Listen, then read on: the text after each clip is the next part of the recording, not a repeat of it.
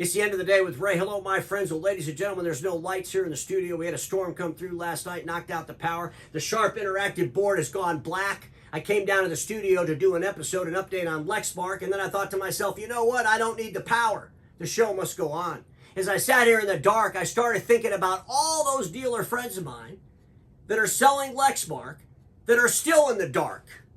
Still in the dark because Lexmark won't address the realities of their ownership with Ninestar. Lexmark has kept the free world in the dark since June of 2023. It's been over a year since the Department of Homeland Security banned Lexmark's owners Ninestar and 8 subsidiaries from bringing product into the U.S. supply chain. And Lexmark, what have they done? As far as I'm concerned, they kept the whole free world in the dark as they distracted and distorted all the realities regarding the relationship they have with Ninestar. We all know that Ninestar owns them. It's not some hidden secret. But Lexmark has done everything they could to keep everybody in the dark, to keep everybody from looking head on. Look the other way. Don't listen to reality. Lexmark, guess what? The lights are going to come on. Those dealer friends of mine, they don't need to stay in the dark with you any longer. They can call another OEM.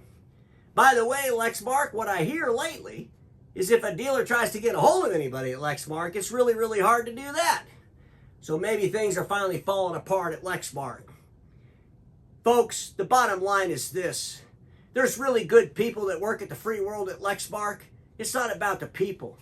It's about the fact that Lexmark is owned by a PRC that got banned over forced enslaved labor. That ban went into effect over a year ago, and it's time to stop hiding from the reality. It's time to stop allowing Lexmark to keep you in the dark.